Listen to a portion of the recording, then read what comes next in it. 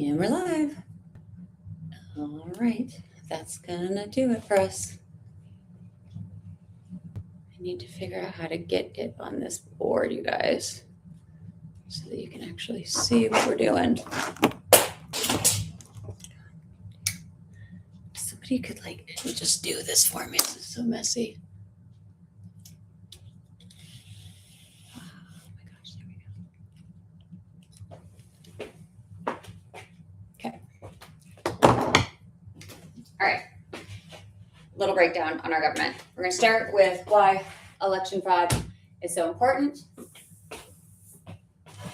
Stopping election fraud is so important. And then we're going to end with secure elections over here.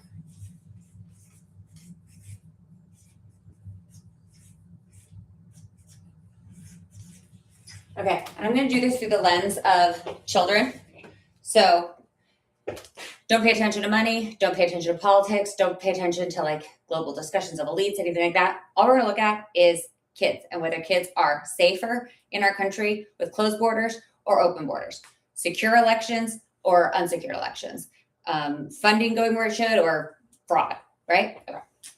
So over here, we have determined that our children are not safe. Red is bad. What we want to get to is our children safe, right? Everybody wants safe kids everywhere. Even the narcos want safe kids. When I used to teach them classes like this, when I was living in South America and Africa, the narcos want their kids safe, which is why they have some of the best schools in the world. Yeah. Why? Because they got all the money in the world to keep them safe. Guess where our kids go to school when they go to school overseas?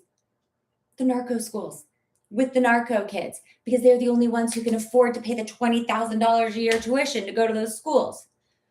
We will get into overseas funding of our system another time. But again, this is why you just follow the money. Okay, so we're going to start here.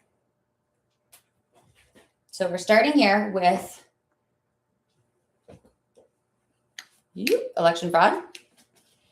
This is not a good stand. You guys, I cannot wait to be back in a studio where I don't have to deal with this and it's just there where I need it.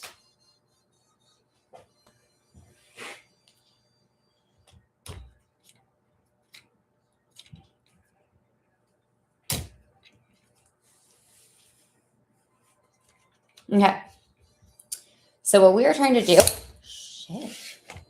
is secure our stand, is move from this election fraud with unsafe kids to secure elections with child safety. Okay. Now let's look at the systems that are currently in America not making our children safe. And we're going to look at a couple of agencies. We're going to put them all up here in a box so that when we talk about them, we can come grab them.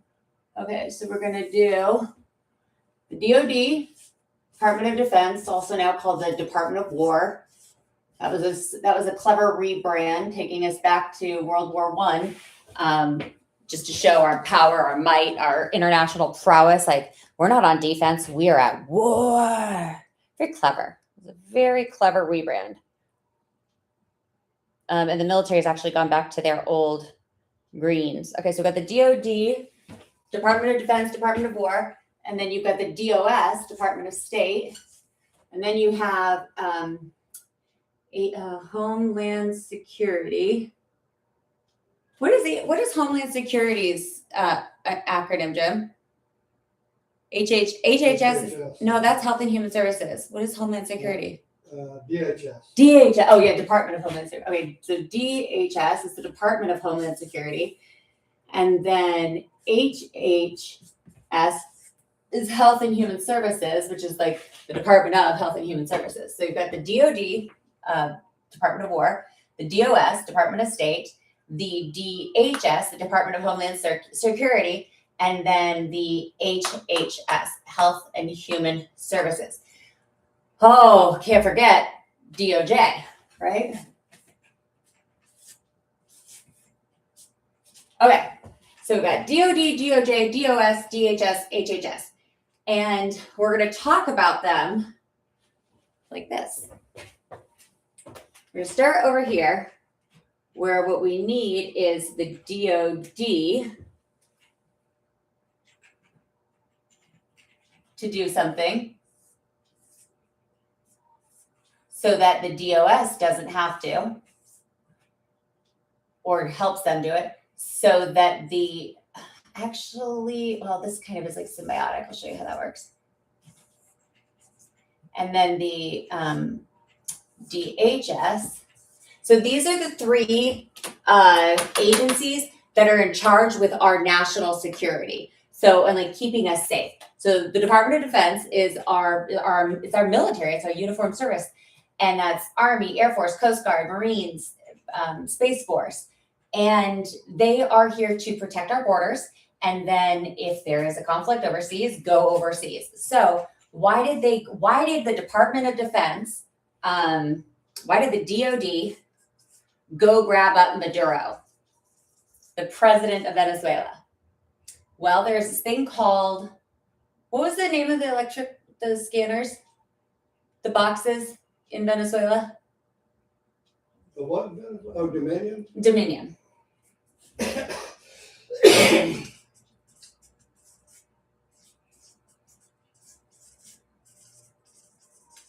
Okay, so the Dominion voting machines, the technology for those is like more or less just like it's in Venezuela, right? Venezuela also has a shit ton of oil, like a lot of resources that you could argue we went in and got Maduro for the same reasons that we went in and did Iraq, even though there's no weapons of mass destruction. We're not going to talk about that today. We're talking about secure borders and why it is that our Epstein count in the United States is still at 0 when it should be like whatever. It should be a lot, right?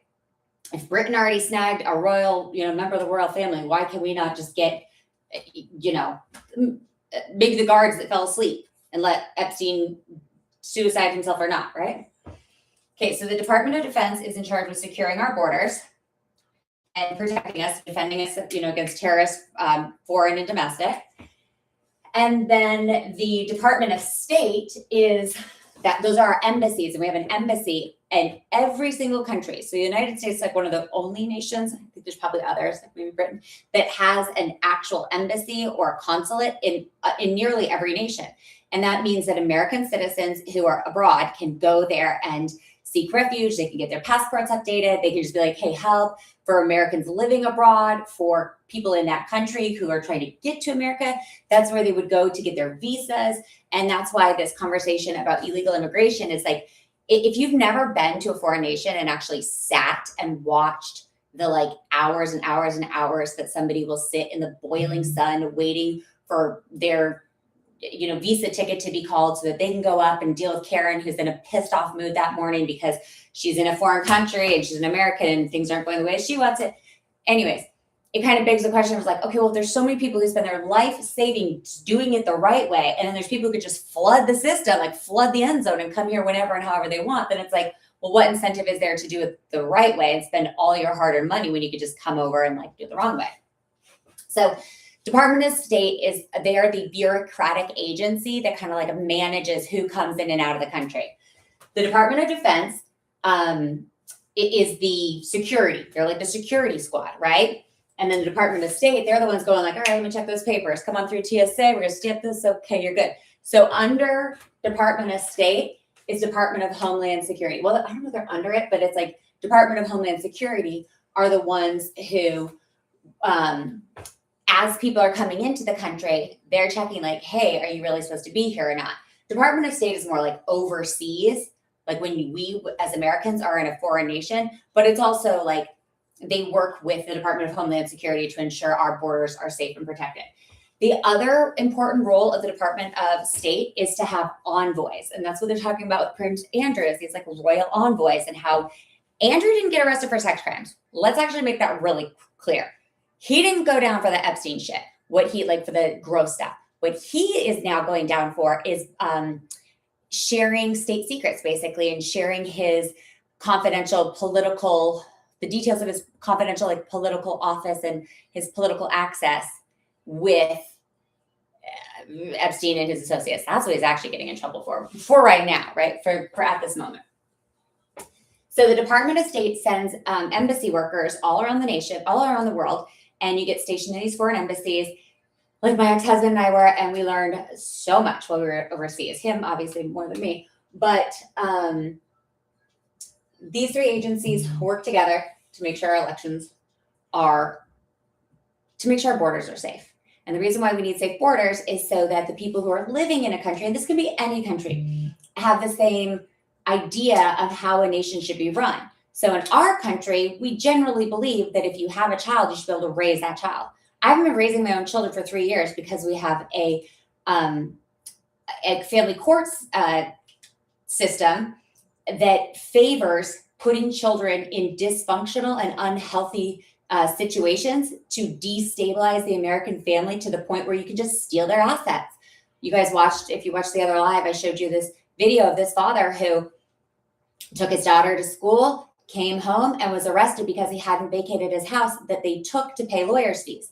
There are lawyers who have said to family law litigants, you will be a bag lady by the time I'm done with you. That's more or less what my ex-husband's attorney was trying to do with me, but silly girl. She never heard about this little thing called RICO, but no, I'm sure she did. She just never thought she'd get caught.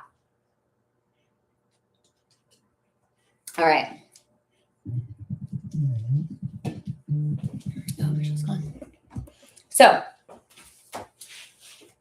DOD, DOH, DOSDH, okay, DHS, Department of Homeland Security. This is who's doing the ICE raids right now. Not going to get into the controversy of it. What we need to look at is, when have we ever seen ICE raids like that? I can't remember any in my lifetime. They are very Gestapo-esque, but what we're seeing is a lot of anonymous arrests and a lot of really dangerous people. And I wouldn't doubt it if some of this was designed to, oh no, is it not working?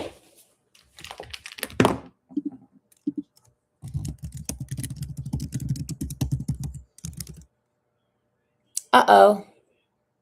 Please tell me this is working. Is it not? Okay, can you see me? Oh my gosh, you guys, is this not working? Is this live? It's because I've got a different camera. Yeah, I'm live now.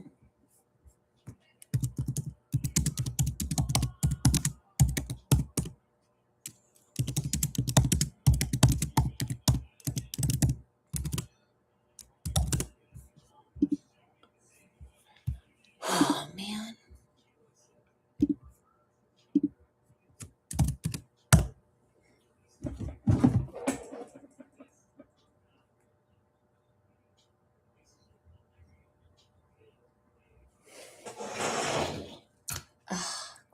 Oh, no, it's working.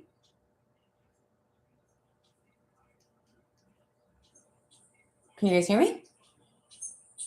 Can you guys hear me? Oh, yeah. Okay, it's working. I'm good. Can you guys hear me? We're good. Okay. Little tech issue. Okay, we're done. Back at it. Okay, somebody's on. Can somebody, if you're alive right now, can you drop into the comments and just be like, it's good? Please. If you're live, can you drop into the comment and just let me know that you can oh wait, sorry. I forgot I moved the camera. Can you just be like, it's good, it's working, you can hear me, you can see me. Talking about why we need secure borders. Literally anybody, please put something in the chat so I know that this is working. Otherwise, I'm just going to keep going and pray that it records. All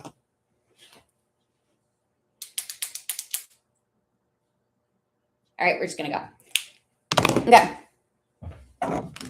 So, Department of Homeland Security is ICE, right? They're just making sure our borders are safe. And because we have not really had any enforcement for years and years, it's pretty egregious. I will not lie. I'm not going to say, I'm not making any excuses, not pulling any punches, and I'm not justifying the way that they did this. If they can go overseas and get a freaking sitting president and his wife, then I do not think HHS handled it the right way. If they were looking for specific targets, they could have gone in and found those specific targets. But instead, what they were doing, again, because I know the way that these military operations work, I think it was intentional. I think it was strategic. And I think it was designed to provoke a subset of the American populace to react to cause a distraction.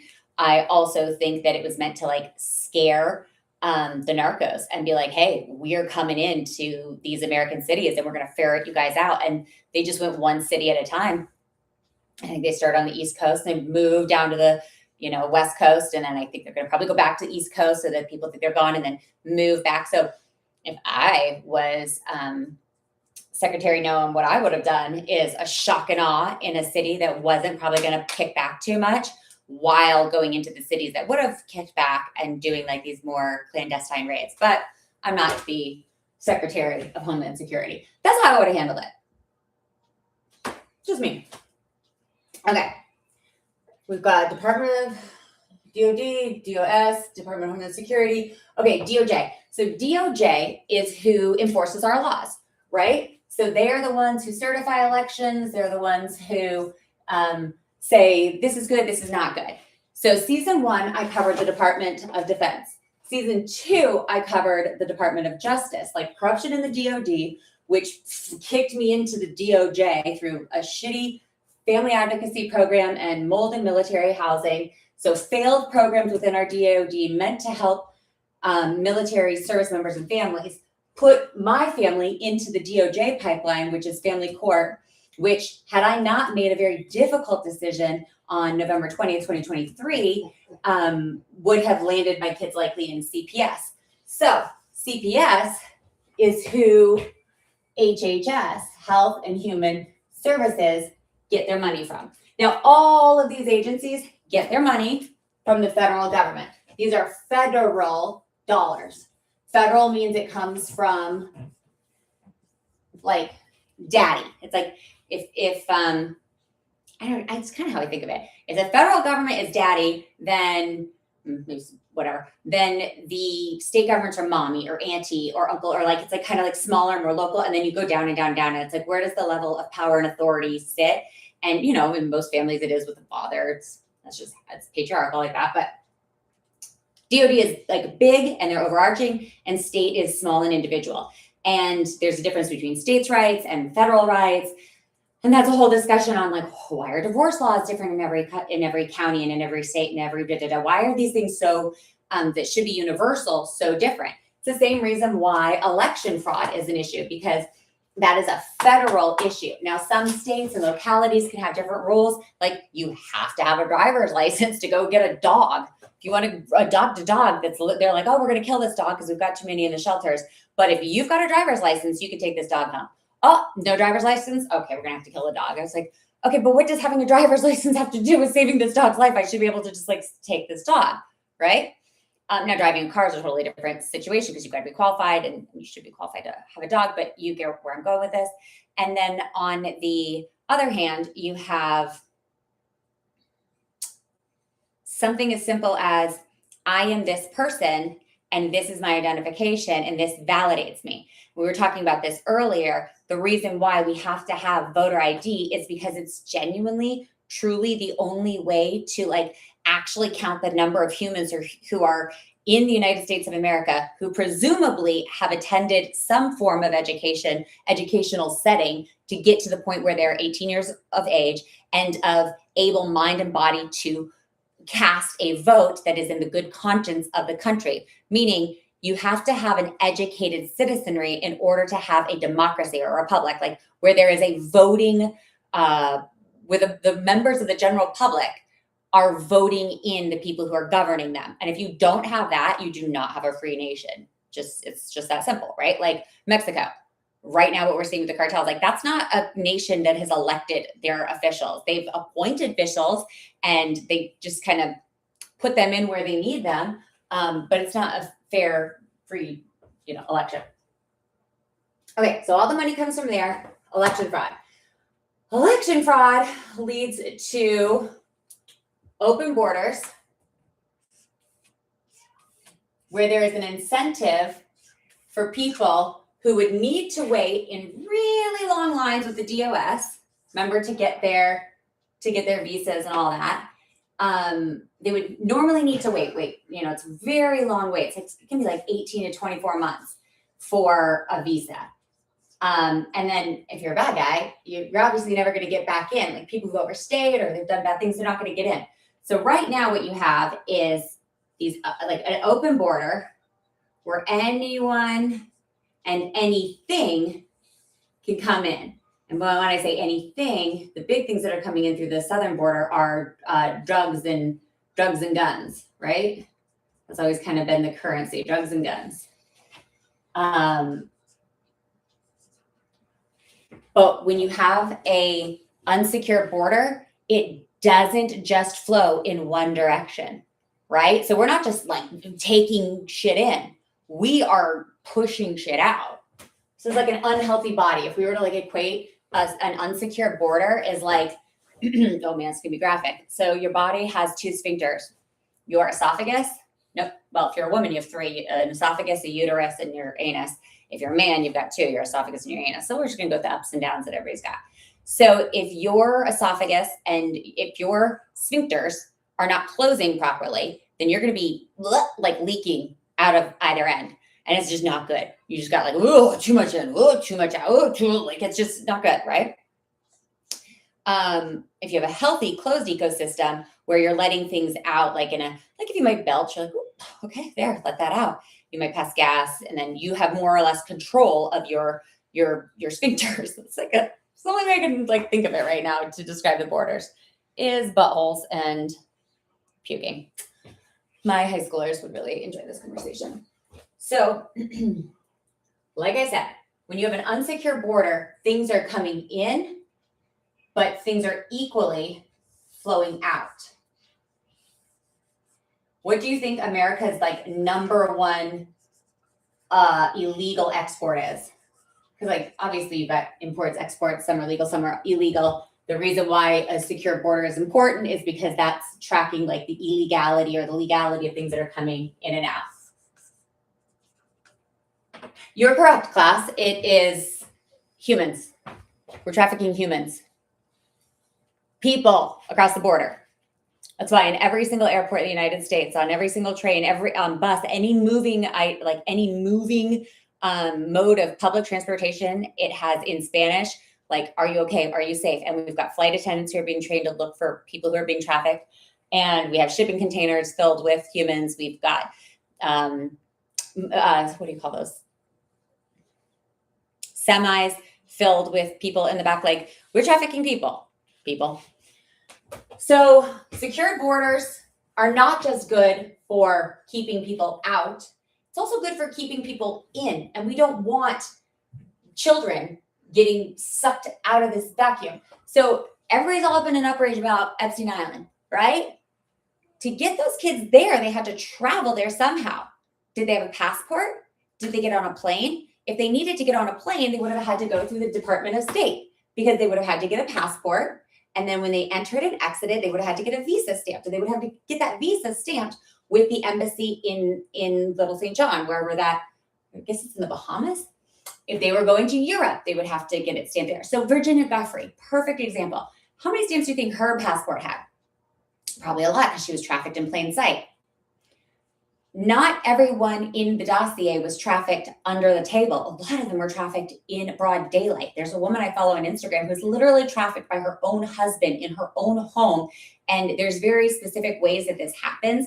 And if you aren't aware of the fact that it could happen, before you even realize it's happening, you're so far gone that just to get back to normal is like unthinkable. Okay.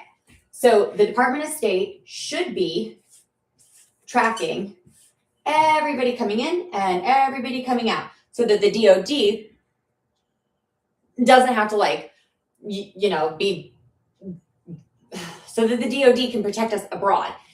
The other reason why we have the Department of State, like I said, is these envoys. It's to make, it's like you, what do they call us when we're foreign area officers? You essentially are you're like a forward envoy. And it's like you go out there, this is how they described it to us. You're a FAO spouse and your job is to go bring the best version of America overseas to make friends with as many people as you can as a FAO family, American, like you're the representative of America, so that if shit ever goes down, they think, oh, we really like those Americans. We should probably not kill them, right? So you're like literally making friends. You're winning hearts and mind through the Department of State. It's through your policies, it's through your aid giving, et cetera, et cetera. Department of State is also the entity where a lot of these philanthropies would get their permitting, they would get their travel information. Like the Department of State is super, super critical when it comes to the money overseas. So Epstein was a financier, right? Or so they say. He was really a trafficker, but they claim he was a financier. Okay, so who's tracking the money? He's moved money here and there. There's going to be some sort of record of it. Who on the external side is tracking it? Likely be the DOS. On the internal side, it would actually be the, we forgot one, the IRS. IRS, we'll get to them later. So it's like the Internal Revenue Service. But back to the kiddos. If these children and these humans were going to and from places legally, they would be using passports, right? Stamp book, because that is part of the secure border. But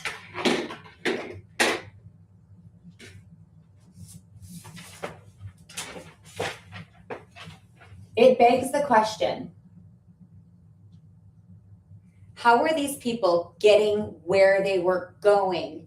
And does the State Department, does our State Department or any other nation's State Department equivalent have a copy of their passports, their visa records?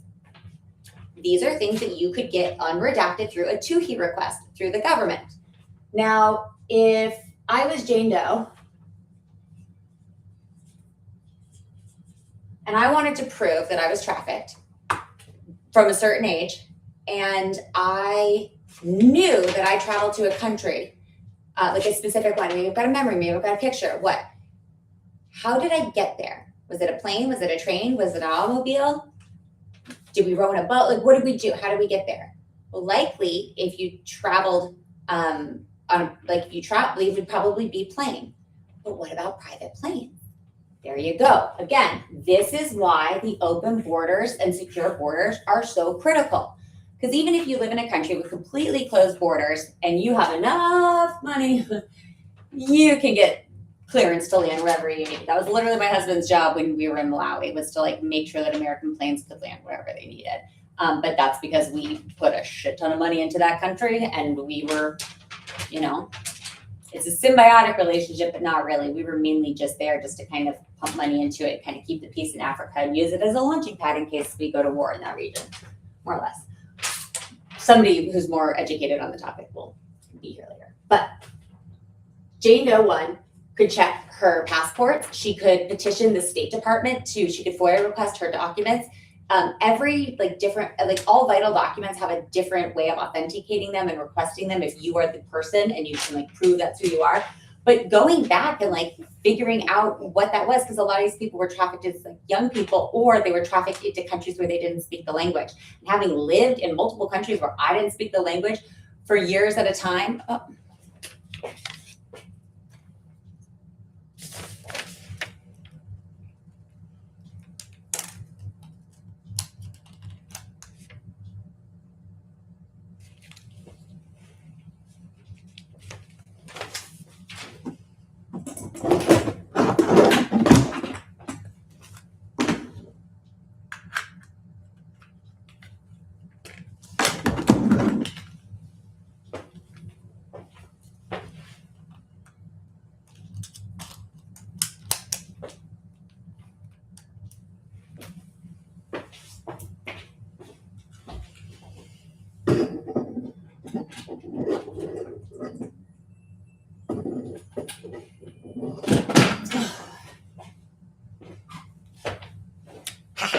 we're back. Okay, so the battery went dead, so we have to work on getting that thing charged up. Shoo.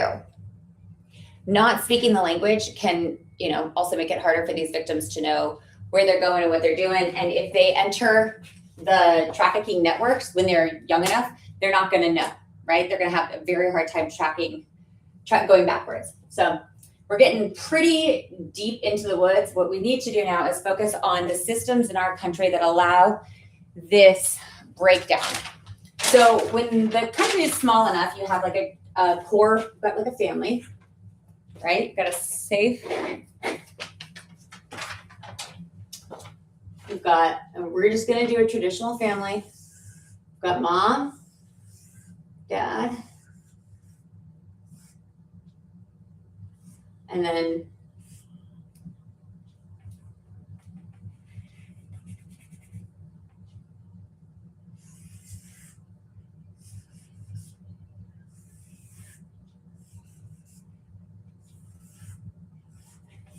mom, dad, 3 kids. And notice how mom and dad start off big, full of life, vibrant, and, you know, it's like a healthy family, right?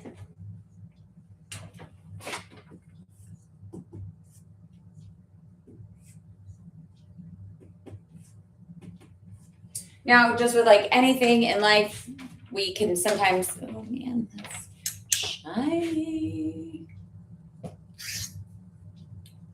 I will dial this in, guys. Don't worry. Next time I'll have this like more steady, more stable. For now, we're just kind of like making sure that I can use this better camera.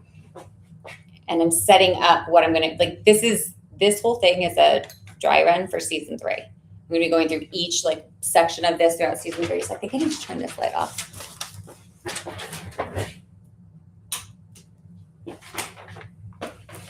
Better? Man, that sucks.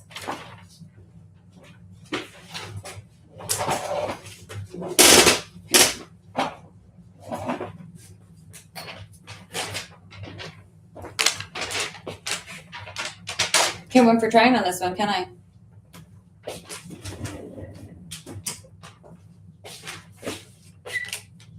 All right, well, you get it. There's a mom and a dad, and they are happy and mostly healthy.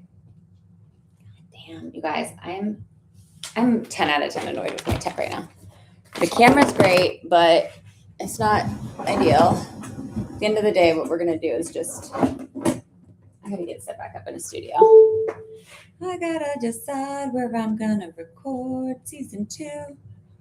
Season 3, we're already at season 3, can you believe it? If you're watching this and you're a videographer, please come help.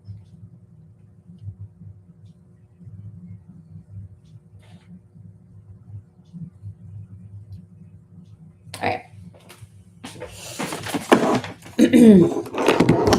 So when you get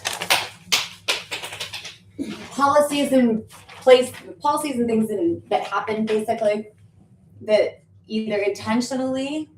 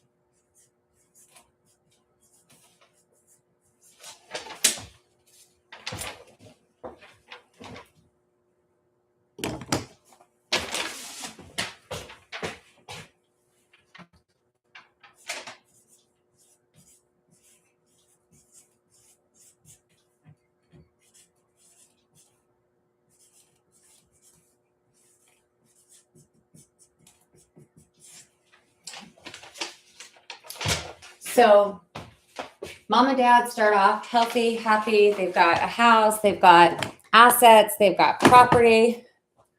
they've got, let's do this. They've got like a house. And then they've got money. And together they have like a big house, right? Whoa.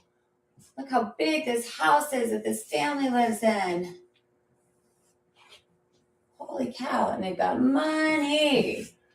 Mom and dad maybe both work or whatever. They have money, right? They are happy, healthy, and money is actual money. And then they just have wealth, spiritual wealth, economic wealth. That's literally right where it doesn't need to be, huh?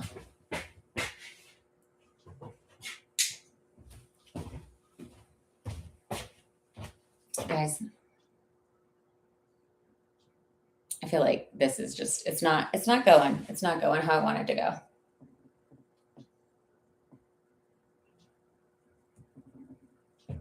I'm just going to talk and then I will put this up on the board and I'll take pictures of it because this is an infographic that I'm making for a documentary that's happening. And I'm trying to show how this works. So American family destabilization. You go from having one big house to two little houses or two smaller houses generally. And then the money gets smaller and smaller and smaller because you got to then break it up between the two houses. And then what you have is mom and dad getting pushed farther and farther away from each other. Whether that means they're not able to communicate or they have intentional, issues pushed into what was already a conflictual relationship. And as they get pushed out and out and out and away from the kids, these are supposed to be to scale. Eventually, what ends up happening is when it gets really bad, these parents have lost, all their money, all of their assets, and their kids have been lost to the system. A lot of them end up killing themselves. We have a huge, massive problem with suicide of families who are in family court. So if you die while you're in family court, any part of it, it's not a suicide. That is murder by proxy because you are in a system that is it's operating as it was intended to, which was to control you and drain you of all of your assets, material wealth, status, comfort, children, all. Oh. Okay, so as mom and dad get pushed farther and farther away, the resources get smaller and smaller because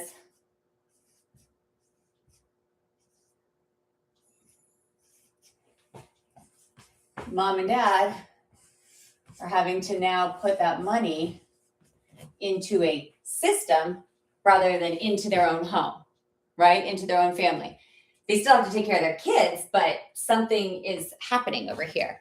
And you have these kiddos who go from living in a single parent home or a single family home where there's a mom, a dad, and a dad, doesn't matter. Just a home with two adult presences, two incomes, which in America, you need it. You can't it's very hard to live on a single income. And it's also just not in the child's best interest. We know that even more than two parents, if you can have a very healthy, functioning relationship with your co-parents, the more people who are involved in a child's life, the better off they are. Just statistically speaking, the more people there are, the better that kid does because it takes the village.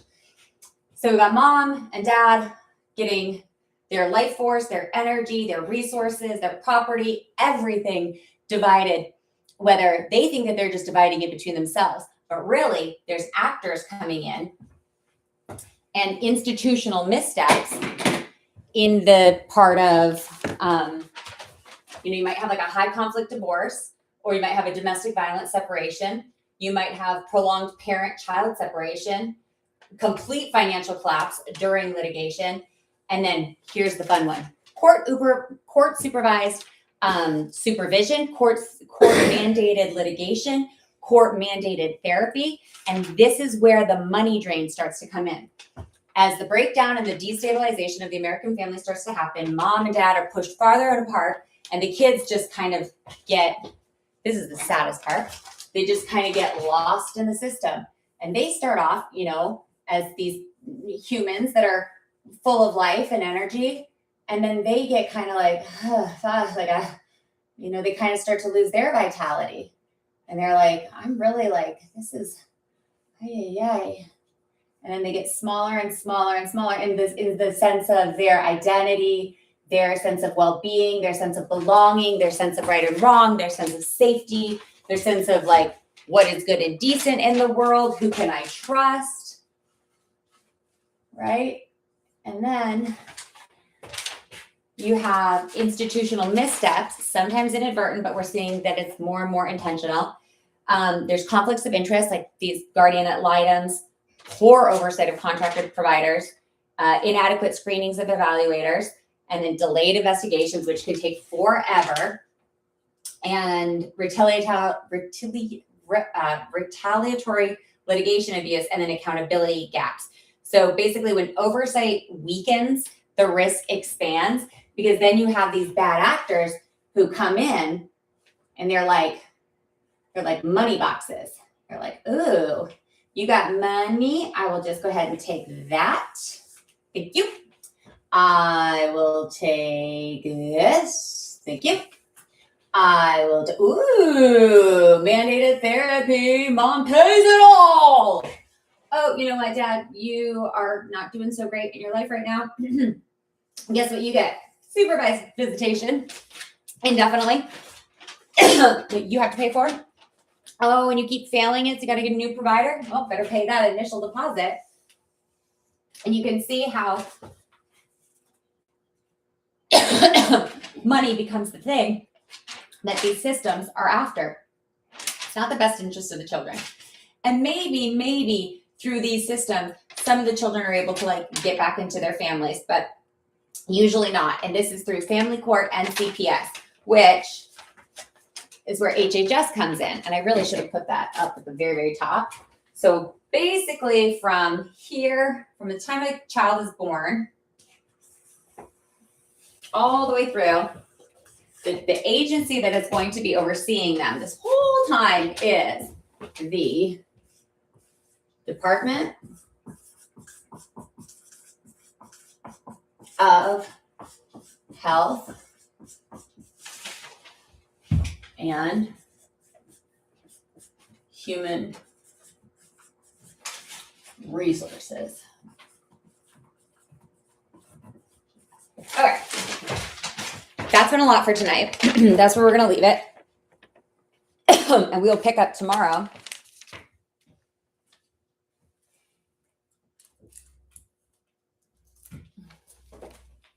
Here, on like when systems fail, the children become at risk for increased exploitation and vulnerability. I'm going to show you tomorrow how this happens. And then like what the funding mechanisms are for this, and then what you can do to stop it.